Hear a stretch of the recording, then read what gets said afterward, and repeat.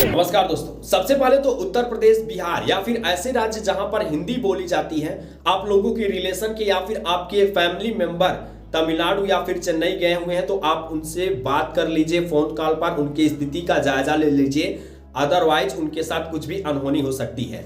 अब ऐसा मैं क्यों कह रहा हूं और क्या अनहोनी हो सकती है, इस वीडियो के अंदर आपको पूरी डिटेल जानकारी देने वाला हूं, क्योंकि इन दिनों केंद्र सरकार और तमिलनाडु की सरकार में अब बहुत ही बड़ा वार छिड़ने जा रहा है। चलिए इस वीडियो के अंदर आपको पूरी डिटेल जानकारी देते हैं कि आखिरकार ऐसा क्यों होने वाला है और क्यों मैं ऐसा कह रहा हूं। तो दोस्तों, आपको कैसा लगेगा जब आपको ये पता लगे कि आपके ही देश के अंदर हिंदी भाषा को पूरी तरीके से बैन कर दिया गया। मतलब ये जो स्क्रीन पर आप बोर्ड देख पा रहे होंगे, किस तरीके से हिंदी भाषा को कालिक से रंग दिया जा रहा है, इंग्लिश को भी कालिक से रंग दिया जा रहा है, और जो भी इसके खिलाफ जा रहा है उसके ऊपर कड़ी एक्शन करी जा रही है। और आप सोच रहे हैं कि वहां की जनता ये कर रही है, बल्कि वहां की जनता ऐसा नहीं कर रही है, बल्कि वहां की सरकार ऐसा करवा रही है। आपको बता दूं कि तमिलनाडु के अंदर एमके स्टालिन सरकार हिंदी को पूरी तरीके से बैन करना चाहती है। दरअसल उनका कहना यह है कि हमारे राज्य के अंदर हिंदी नहीं चलेगी, चलाना है तो हमारा जो क्षेत्रीय भाषा है वही चलेगी। अब हम हिंदी या फिर इंग्लिश को बढ़ावा देने वाले नहीं है, क्योंकि उनका मानना यह है कि पिछले 75 सालों से तकरीबन 52 भाषाएं विलुप्त हो चुकी हैं और हिंदी से ही संबंधित 25 भाषाएं आज तक विलुप्त हो गई हैं। उनका कहना यह है कि हम तमिलनाडु के जनता के साथ ऐसा कुछ भी नहीं करेंगे ताकि आने वाले टाइम पर उनको ये ना पता चले कि तमिलनाडु की राष्ट्रीय भाषा क्या थी, तमिलनाडु के अंदर क्या बोला जाता था। और उनका यह भी मानना है कि उत्तर प्रदेश, बिहार के जितने भी लोग हैं वो लोग हमारे राज्य के अंदर आते हैं, मोटी रकम कमाते हैं और उसके बाद से हिंदी का जायजा यहाँ पर बहुत ज्यादा फैला दे रहे हैं, जिसकी वजह से हिंदी सर्कुलेट होती जा रही है और हमारी जो राष्ट्रीय भाषा है वो खत्म हो रही है। लेकिन विवाद का जड़ यही नहीं है, विवाद का जड़ 2020 की राष्ट्रीय शिक्षा नीति है। दरअसल आपको बता दूं कि जब से केंद्रीय शिक्षा मंत्री धर्मेंद्र प्रधान ने यह कहा है कि तमिलनाडु जैसे दक्षिण भारतीय राज्यों को वो शिक्षा का जो बजट है 2020 का 24,000 करोड़ तभी दिया जाएगा जब वो 3 भाषा को मैंडेटरी करेंगे। अब ऐसे में आपको बता दूं कि केंद्र सरकार ने कहीं पर नहीं कहा है कि आपको जो 3 भाषा मैंडेटरी करनी है उसमें एक हिंदी, इंग्लिश या आपकी क्षेत्रीय भाषा। केंद्र सरकार ने कहा है कि आपको जो 3 भाषा मैंडेटरी करनी है वो राज्य सरकार ही तय करेगी कि कौन सी भाषा उनको अपने राज्य के अंदर पढ़ाना है।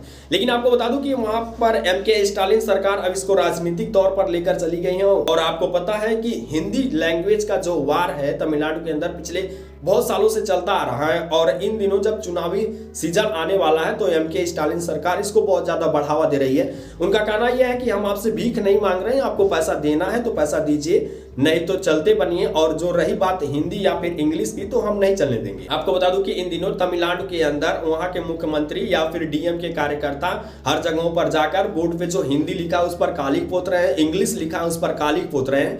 यहाँ तक कि खबर यह भी है कि उत्तर प्रदेश के जितने भी लोग हैं, बिहार के जितने भी लोग हैं या फिर किसी भी अन्य राज्य के लोग जो वहां पर गए हुए हैं कोई कार्य करने के लिए, पैसा कमाने के उद्देश्य से, तो उनके खिलाफ भी एक्शन लेने का डर लगातार बना हुआ है। तो इसलिए मैंने आपको कहा कि यदि आपके रिलेशन का कोई भी वहां पर गया है तो आप उससे जायजा ले लीजिए। हालांकि दोस्तों आपको बता दूं कि मुद्दा यहीं पर नहीं खत्म हुआ। एमके स्टालिन सरकार ने मोदी सरकार को सीधे चुनौती दे दी है। उनका कहना यह है कि हम तो आपसे भीख नहीं मांग रहे हैं और आप कान खोलकर सुन लीजिए, या तो आप हमें एक नया देश का दर्जा दे दीजिए या फिर आप हमारे क्षेत्रीय भाषा में ही रहिए। तो आपको बता दूं कि सरकार का मानना यह है कि तमिलनाडु के जितने भी लोग हैं वो अन्य भाषाओं को नहीं जानेंगे, तो मान लीजिए कहीं दिल्ली में काम करना पड़ा या फिर महाराष्ट्र में काम करना पड़ा तो तमिलनाडु की भाषा कहाँ पर चलेगी, कौन कौन उनके बातों को जान पाएगा, कम्युनिकेशन तो कहीं पर बिल्डअप ही नहीं हो पाएगा।